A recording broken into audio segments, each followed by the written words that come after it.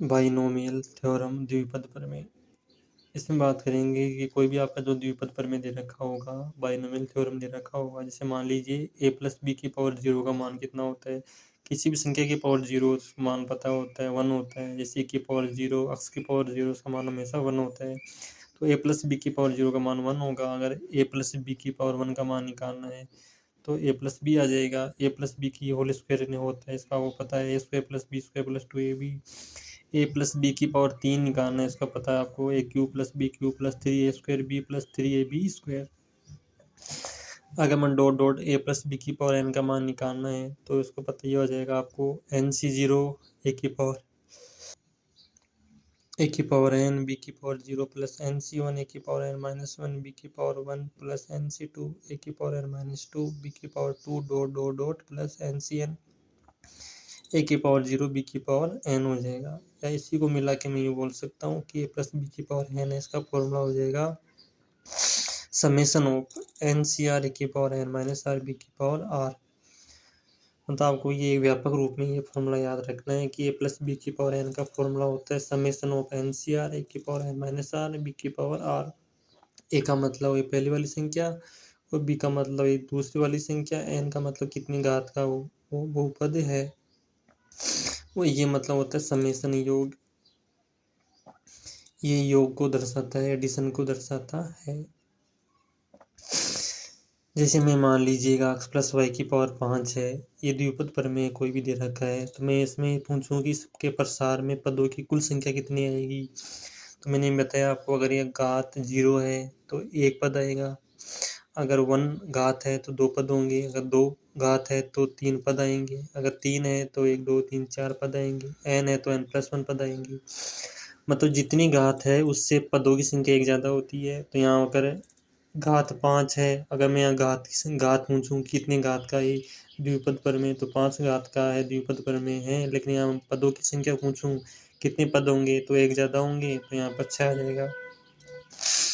मैं इसकी ये पूछूं कि इसका बाइनोमियल प्रसार करना है, द्विपद प्रसार करना है इसका, तो प्रसार कर दीजिएगा। फॉर्मूला में मान रख दीजिएगा summation of ncr a⁻n−r b⁴r। तो देखो ये हो जाएगा आपका,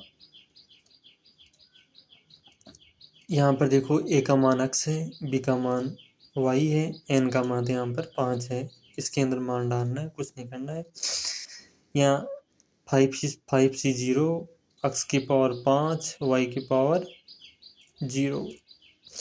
यहाँ भी इम्पोर्टेंट ये है कि जितनी यहाँ पर संख्या आएगी वो यहाँ पर उतनी संख्या आएगी। मतलब जो b⁴ में जितनी यहाँ संख्या है उतनी यहाँ आएगी। या 0 है तो यहाँ भी 0 आएगा। प्लस अब 5c0 है तो 5c1, फिर 5c2, फिर 5c3, फिर 5c4, फिर 5c5।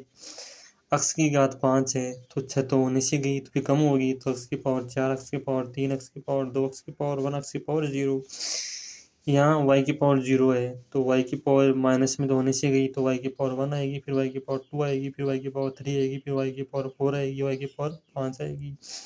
मतलब यूँ बोलूँ मैं, यहाँ भी कुल घात 5 थी, यहाँ भी कुल घात 5 है, यहाँ भी कुल घात 5 है, यहाँ भी कुल घात 5 है, यहाँ भी कुल घात 5 है, यहाँ भी कुल घात 5 है, यहाँ भी कुल घात 5 है। मतलब टोटल घात यहाँ भी 5 है। सब में सभी पदों में घात 5 आएगी। मैंने तरीका बता दिया कि अगर 5 घात है तो उसका प्रसार कैसे करूँगा। 5c0 5c1 5c2 5c3 5c4 5c5 5c6 क्यों नहीं हुआ, कि यहाँ 5 घात है तो 5 तक ही प्रसार करना है। कि जो फर्स्ट जो व्यंजक है उसकी पावर 5 लिख दिया मैंने, x⁴ 5, फिर 6 तो होने से गई तो x⁴4 3 2 1 0। फिर उसी प्रकार से y में लिख दिया कि 5 है तो यहाँ y⁴0 आएगी। ये टोटल मिला के 5 घात है तो y⁴0 माइनस में होने से गई तो y⁴1 y⁴2 3 4 1 5। टोटल घात 5 है, टोटल 5 है, टोटल भी यहाँ भी 5 है, टोटल यहाँ भी 5 है, टोटल यहाँ भी 5 है, टोटल यहाँ भी 5 है, यहाँ भी 5 है।